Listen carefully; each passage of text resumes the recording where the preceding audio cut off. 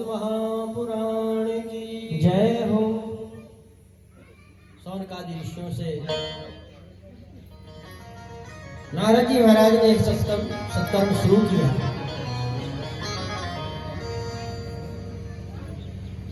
जिस समय यह सत्कर्म हुआ, भक्ति महारानी ज्ञान वैराग्य के साथ में श्री धाम वृंदावन में थे। लेकिन जब संतों की उस श्रृंखला के बीच में यह सत्कर्म आरंभ हुआ और बड़े भाव भक्ति के साथ में भगवत कथा कीर्तन शुरू हुआ, तो भक्ति महारानी भी वहां उपस्थित हो गई। और भक्ति महारानी ने कहा कि मैं कहाँ बैठूं, क्योंकि सबके लिए आसन दिया गया था, सबके लिए व्यवस्था थी। भक्ति महारानी ने कहा मुझे कहाँ बैठना है। सौनकादि ऋषियों ने कहा देवी तुम्हें तो सब लोग चाहते हैं, अगर आपके बैठने की बात है तो जितने ये वैष्णव बैठे हैं इन सबके वैष्णव के हृदय में आप विराजमान हो जाओ। क्योंकि जब वैष्णव के हृदय में भक्ति महारानी विराजमान होगी तो जहां भक्ति वहां भगवान। त्वया हूतस्तु, आपके बुलाने से भगवान नीच के ग्रह में भी पहुंच जाते हैं। इसलिए आपको हम सब वैष्णव के हमारे हृदय रूपी सिंहासन में विराजमान करते हैं, वहीं आपको आसन दे रहे हैं। भक्ति महारानी विराजमान हुई। सूत जी महाराज से सौनकादि ऋषि कहते हैं महाराज अब आप ये बताएं कि श्रीमद् भागवत को श्रवण करने से, भागवत कथा का श्रवण करने से कौन कौन मुक्त हो जाता है, किसका किसका कल्याण होता है, कौन कौन से पाप उससे दूर हो जाते हैं। सूत जी महाराज कहते हैं ऋषियों, भागवत जी में कौन नहीं मुक्त होता है श्रवण कथा कराने से, ये मैं आपसे पूछना चाहता हूं। पापी में ऐसा कोई सामर्थ्य नहीं है जो वो पाप करे, उस पाप को भागवत जी ना मिटा सके। जितने पाप हैं, और मैं तो कहता हूं जो मानो रात दिन पाप ही पाप करते हैं, वो भी कथा आकर के सुनेंगे तो उनके भी पाप मिट जाएंगे। आप कहेंगे अच्छा एक बार बताओ, फिर जिंदगी भर पाप कर लो और बाद में कथा सुन लो, ये तो बढ़िया साधन है। तो कथा सुन तो लो। अच्छा पाप कैसे मिटते हैं कथा से, ये कौन सी साबुन है कि बढ़िया मस्ती से पाप करो और साबुन लगाओ और बढ़िया स्वस्थ हो गए। तो कथा रूपी साबुन केवल एक बार लगा लो, पाप मिट जाएंगे। देखिए भाई, पाप मिटने का मतलब ये नहीं है कि आपके पाप मिट गए तो फिर आप फिर कर लो, फिर भागवत जी सुन लो। भागवत जी पाप मिटने का मतलब ये है कि सत्संग से हृदय परिवर्तित होता है। अगर आप किसी बुरे कर्म में फंसे हैं और आप नहीं समझ पा रहे हैं कि ये मैं उचित या अनुचित क्या कर रहा हूं, तो जब आप सत्संग करेंगे, श्रीमद् भागवत कथा सुनेंगे, आपको अपना जीवन का उद्देश्य पता चलेगा, तब आप अपने आप ही उससे विमुख हो जाएंगे। एक संत थे कानपुर, ठाकुर साहब थे कानपुर के। उनका रोज का नियम था सुबह उठना, चाय पी करके अपनी चिड़ी मार बंदूक लेना जिससे पशु पक्षियों को मारते हैं, और जाकर के शिकार करना, वहां से उस पशुओं को मार के आना, फिर उनको भक्षण करना। बस यही जीवन का उद्देश्य था। लेकिन एक बार वहां कथा हुई महाराज श्री की, उसने कथा सुनी होगी, वो आया, उसने, ये उसके मुंह की बात है, उसने कहा महाराज आपकी भागवत कथा ने वाकई में मेरा जीवन बदल दिया। बोले भैया आपका जीवन कैसे बदला? बोले मेरा नित्य का नियम यही था, रोज शिकार करने जाना और पशुओं को मारना, उनको खाना और बस मदिरा का सेवन करना, यही ठाकुर ऐसी में जीता था। लेकिन जब से मैंने कथा सुनी मुझे पता चला कि ये जीवन का क्या महत्व है। अब मैं नित्य तो सुबह देखता हूँ, गंगा किनारे रहता हूँ तो गंगा में स्नान करता हूँ, तुलसी जी के नीचे दीपक जलाता हूँ, और हरे राम राम राम हरे हरे, हरे कृष्ण कृष्ण कृष्ण हरे, खूब रात दिन जपता हूँ। तो जिस परेशानी में पहले रहता था, अब उससे विपरीत उतना ही सुख में अब रहता हूँ मैं। तो श्रीमद् भागवत कथा ऐसा कोई पापी नहीं है जो कथा सुने और उसके पाप ना मिट जाए, मतलब उसका विचार ही बदल जाएगा। पाप मिटने की बात छोड़िए, आगे से पाप ही नहीं करेगा। यह कथा इतना पावरफुल है। उन्होंने कहा महाराज, जो सत्य से हीन है, पितृ मात्र दोष का, जो हमेशा माँ बाप को सताता रहता है, जो पंचोक्र पापा छल छिद्म कारिणा, जो छल से और ईर्षा द्वेष से जीवन जीता है, पंचोक्र पाप करता है, किसी का धन हड़प लेना ये बहादुरी नहीं है, ये महापापों में एक पाप होता है, पंच उग्र पाप है।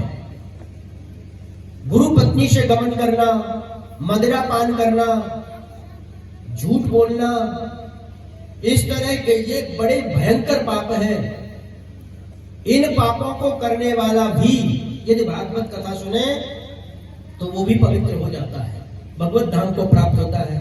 अरे कहां तक कहें शौनकादि ऋषियों, अरे जिंदा जी अगर कोई कथा सुन भी ना पाए और अगर मौत उसकी हो जाए और फिर उसके निमित्त उसके घर परिवार में कोई कथा कराए तो मौत होने के बाद भी उसकी मुक्ति हो जाती है। शौनकादि ऋषियों ने कहा महाराज आप तो आपने ज्यादा पुल बांध दिए, भागवत जी की ज्यादा महिमा गा दी, ऐसा कभी हो सकता है क्या? क्या ऐसा कभी हुआ है?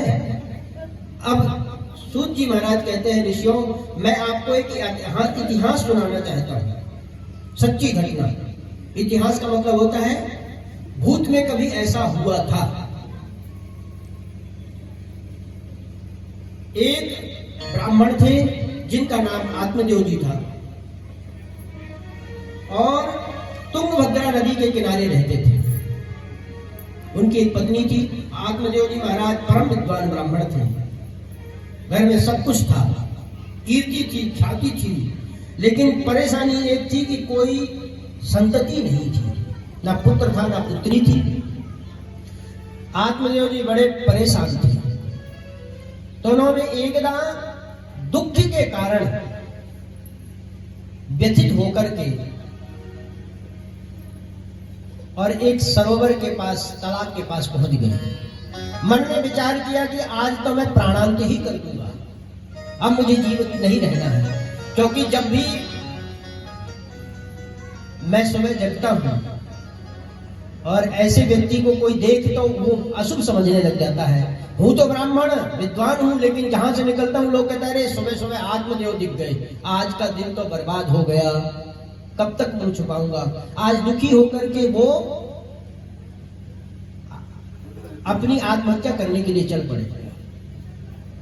और जैसे ही जाकर के किनारे बैठ के रो रहे थे, वहीं से एक सन्यासी निकले। उन्होंने पूछा, अरे ब्राह्मण देवता क्यों रो रहे हो? उन्होंने अपना सब दुख बता दिया। बोले महाराज क्या बताएं, मेरे घर में कोई संतान नहीं है। मेरे घर की बात छोड़िए, मैंने गाय पाली और गाय को भी कोई संतति नहीं हुई, ना बछड़ा ना बछिया।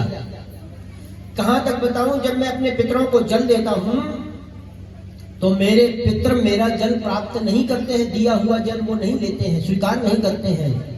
बोले क्यों? बोले वो सोचते हैं कि अभी तो ये जल दे रहा है, लेकिन जब ये नहीं रहेगा तो हमें जल कौन देगा। तो वो अपने ही गरम गरम आंसुओं को निकाल के पी के चले जाते हैं। अब बताइए इससे बड़ा अपराध क्या होगा। तो बोले तुम क्या कर रहे हो? बोले मैंने तो मन में विचार कर लिया कि अब मैं आत्महत्या ही कर लूंगा। सन्यासी ने समझाया, अरे ब्राह्मण आप तो विद्वान हैं, दूसरों को उपदेश देते हैं, ये क्यों गलत कार्य कर रहे हैं? उन्होंने कहा महाराज आप क्या जानो, बच्चों का सुख गृहस्थ में क्या होता है। चाहे जितने टेंशन में भरे आओ दुनिया संसार से, लेकिन घर में आते ही जैसे बालक किलकारी मानेगा और गोद में आएगा तो पिता का और बाबा का सब टेंशन दूर हो जाएगा और उस बाल गोपाल की रूप माधुरी को देख करके वह मोहित हो जाएगा और उस आनंद में भर जाएगा, 50 परेशानियां भूल जाता है। यह संतति का सुख होता है। महाराज आप सन्यासी हैं, आपको क्या पता। सन्यासी ने कहा, अरे भैया आप सन्यास ही ग्रहण कर लो, मैं एक चीज तुम्हारे मस्तिष्क में देख रहा हूं। बोले क्या देख रहे हैं महाराज? बोले मैं देख रहा हूं कि 7 जन्मों तक तुम्हारे ना कोई पुत्र है ना पुत्री है। अब तो ब्राह्मण और रोने लग गया और चीख चीख के रोने लग गया। सन्यासी बोले अब क्यों रो रहे हो इतना ज्यादा? सही सही बता दो। बोले महाराज आपने 7 गुना मेरा दुख बढ़ा दिया। बोले अभी तो इसी जन्म की टेंशन थी, अब तो मुझे 7 जन्म में कुछ नहीं होना, तो और मुझे दुख हो गया, अब और होने लग गई। तब उन्होंने कहा कि अब मैं आपके सामने ही मर जाऊंगा और आपको ब्रह्म हत्या लगेगी। फंसा दिया। कई लोग ऐसे होते हैं जो फंसा देते हैं, और फंसाने में बड़ा मजा आता है। कुछ लड़के थे कॉलेज के स्टूडेंट, ट्रेन में चढ़े और जैसी ट्रेन में चढ़े तो अब लड़क दौड़ रही है। मन में आया कि भाई ऐसा करो, जंजीर खींचो, ट्रेन बहुत स्पीड में चल रही, खड़ी करो। तो दूसरे बोले क्यों, इससे क्या मिलेगा? अरे बोले मजा आएगा, अब मजा है, कुछ भी करने से मजा आएगा। अब बोले तीसरा बोला अरे आ जाएंगे वो तो डंडा मारेंगे पुलिस वाले। अरे बोले कोई बात नहीं है। चौथा बोला काहे को डर रहे हो, जुर्माना लगेगा, पैसे भर देंगे। कहाँ है पैसे? बोले सब चंदा इकट्ठा करो। अब सब लोगों ने चंदा इकट्ठा किया, 1200 रुपया चंदा हो गया, मेन व्यक्ति के जेब में डाल दिया गया। बोले चैन खींचे, बोले खींचेगा कौन? बोले मैं खींच दूंगा। पांचवा बोला काहे को परेशान हो, रुपया भी नहीं लगेगा और बच भी जाएंगे। बोले वो कैसे? बोले इस बूढ़े का नाम लगा देंगे। एक बूढ़ा आदमी बेचारा वहां बैठा था। बूढ़ा आदमी बोला भैया मुझे क्यों परेशान कर रहे हो भाई, मेरे पीछे क्यों पड़े हो? अरे बोले नहीं मजा आएगा, इसको फंसाएंगे, ये चिल्लाएगा चीखेगा और मजा आएगा। तो लड़कों ने वही किया, चैन खींच दी, गार्ड आए। बोले किसने चैन खींची? पकड़ लिया।